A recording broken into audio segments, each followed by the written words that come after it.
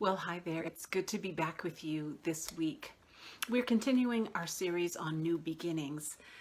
The news this week has really cast some very troubling images of all that's going on in different lands around our world.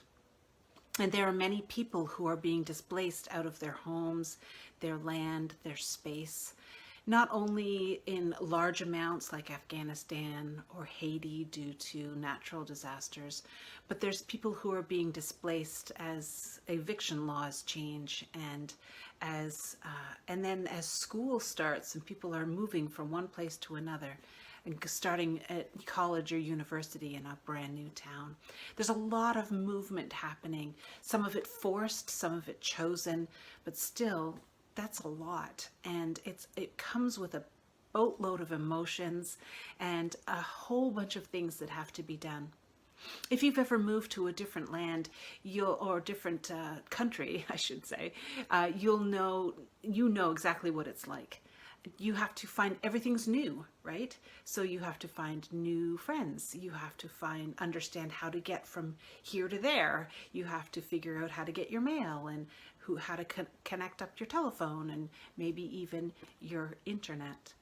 There's lots of things and it comes with lots of stress. And when you choose to do that, that's one thing because you can prepare. But when you don't choose, someone else is forcing that upon you, it makes it very difficult. When I was growing up, we moved a lot. As I've told you before, I'm a military kid, and so we moved from place to place. So I'm very familiar with all the things that come along with having to go to a new place. I read a book once.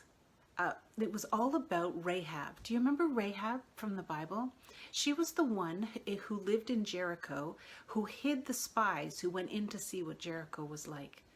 And because she hid them from the authorities, the spies promised her that they would rescue her when they came to when the Israelites came to conquer the city of Jericho. And they told her what she had to do was put a cord down out of her window so that they could find her in that city.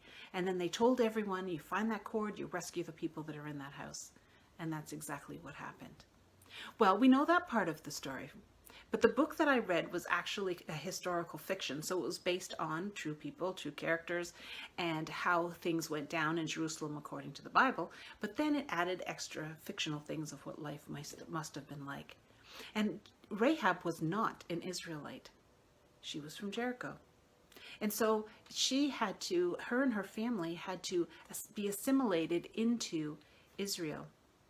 Now, that was a really difficult thing. She didn't know God at all, and she didn't know any of the culture and any of the rules and any of the guidelines that were all laid out. And so she had to learn a lot of things. And people were not always kind, according to this fictional book, of course, because she made terrible errors. She didn't dress properly. She didn't cook properly, and all these things that are culturally acceptable and normative in the Israelite people. And so she had to learn those things. It is hard. And I'm sure if you really think about it, you can think of places maybe if you've never moved, but you can think of times and spaces where you were put into a new situation and you had to adapt. Whether it was a new school, new classroom, new teacher, new bunch of kids, whether you joined a program when you were younger, a new sports team, whether as for older adults, whether it's a new workplace, a new neighborhood, maybe you were just moving somewhere else in the city. There's a lot of newness that's happening. And I'm thinking of the folks that are really being displaced, the refugees that we have around the world, not only out of Afghanistan. It's happening in a lot of countries that have fallen out of the news. I follow some missionaries who are looking after the Rohingya people who have been displaced and they have to be put into these huge camps.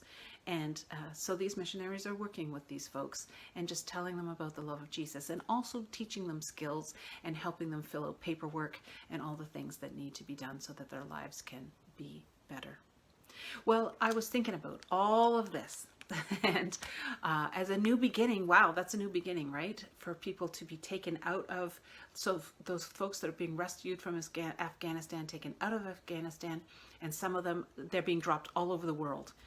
Germany, Saudi Arabia, United States, Canada.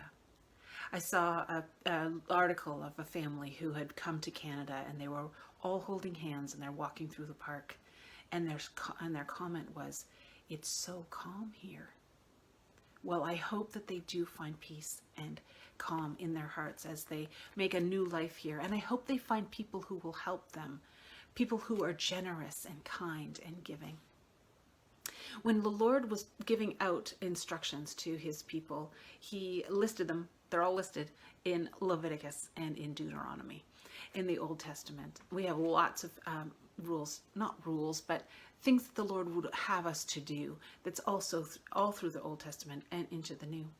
So in Leviticus chapter 19, verse 33, it says, "When an alien lives with you in your land, do not mistreat him or her. The alien living with you must be treated as one of your native born. Love them as yourself, for you were aliens in Egypt, and I am the Lord your God." He was reminding the Israelites that they too were displaced in Egypt, and they wanted so desperately to be treated well there.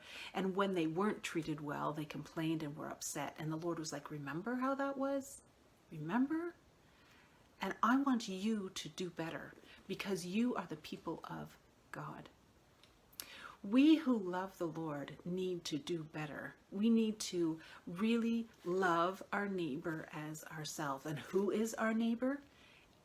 Everyone. Everyone who comes across our path is our neighbor. And the Lord asks us, like 2 commandments, Jesus said, just 2. Love the Lord your God with all your heart, your mind, your strength, and your soul. And love your neighbor as yourself. Because God has loved us and has given us so much, we need to love others well. September is a time of change. September is a time where kids are going off to school, where people are coming into the city, new jobs. Students are coming into Ottawa, where I live, and lots of students. And so there's opportunity all around us to minister to those who are foreign or not natively from here. We can bless them by just being a listening ear. We can give a meal, we can give a drink, we can help them navigate the city and their surroundings, whatever it might be. We need to seek and ask God what it is that he's asking us to do for our neighbor. If someone moves into our actual neighborhood, we should be friendly and get to know them, offer our help. The Lord wants us to love our communities well. Doesn't matter who, it doesn't matter where they come from, it just doesn't matter. It's because they're people and they are created in God's image that we should love them well. So that's a new beginning. New beginnings are happening all around us. So in the new beginnings, may we take a step to help those who are trying to establish themselves into a new space. And may we really demonstrate the love of God to them. May we pour out his love practically or just through being it relationally, just through conversation. It's such an opportunity that the Lord is giving us.